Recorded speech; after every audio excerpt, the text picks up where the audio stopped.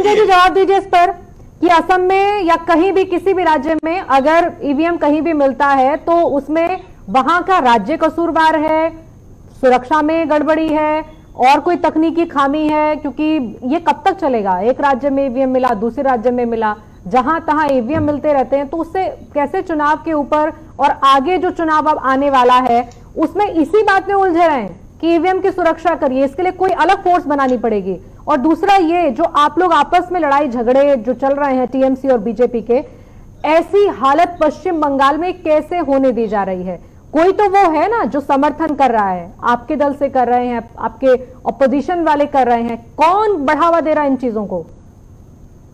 प्रियंका जी, सबसे पहले तो मैं कांग्रेस के मित्र ने जो बीजेपी के स्थापना दिवस की बधाई दी है उनके बधाई को स्वीकार करता हूं जी। और आपने देखा कि वो किस तरह की बातें कर रहे थे, तोता उड़ा रहे थे, बलून फुला रहे थे। अब बात है कि उनके जो नेता हैं, युवा नेता, 51-52 वर्षीय युवा नेता, वो बलून और गुब्बारों और तोते मैना से बाहर नहीं निकल पाए हैं, इसलिए कांग्रेस की ऐसी दुर्दशा को पहुंचा दिया उन्होंने।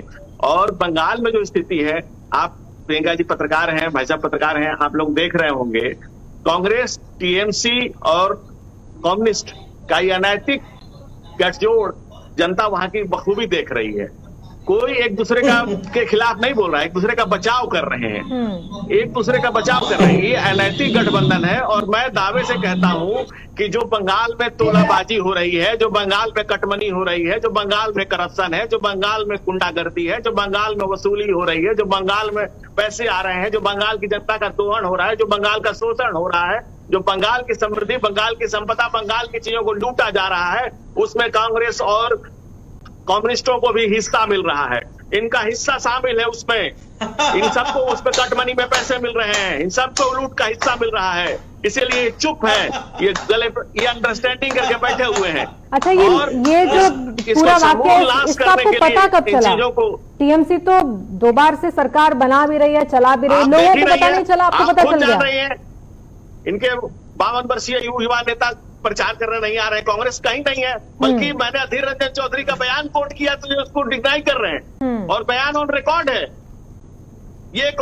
ये समर्थन है। नहीं तो ममता बनर्जी ने उसमें चिट्ठी लिखी ना सबको कि सब अलग अलग बातें ना करें। ममता बनर्जी ने बकायदा ओपन चिट्ठी लिखी कि सभी लोग मिलकर आइए लोकतंत्र बचाते हैं। उसमें अगर उनको ऐसा लगता है कि उन्हें जरूरत है किसी की, तो क्या बुराई है? घोटालों का काला चिट्ठा उसके नीचे छुपाने के लिए उन्होंने चिट्ठी लिखी। जो अपने घोटालों का काला चिट्ठा छुप सके उसको छुपाने के लिए उन्होंने चिट्ठी लिखी।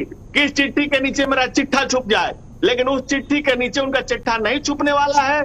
2 मई दीदी गई और दीदी के जाने के बाद जो जांच शुरू होगी उसमें सारी चीजें खुलेगी, धीरे धीरे नकाब उतरेगा और जो टीएमसी वाले बीजेपी में आए हैं, पता चलेगा। जो तमाम टीएमसी की सेना उठाकर आपने बीजेपी में भर्ती की है, उन सबकी भी चिट्ठी खुलेंगे कि नहीं? जा रहा है एक की उनका हिसाब भी होगा कि नहीं होगा, या उनके बही खाते सब सेट हो गए हैं? आपको, आपके साहस को सलाम।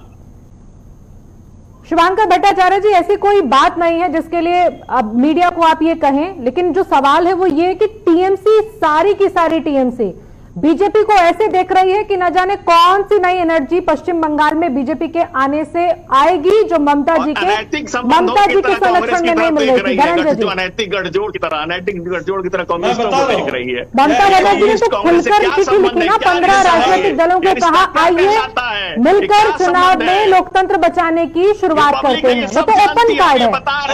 धनंजय जी, चंद्रकांत शर्मा जी।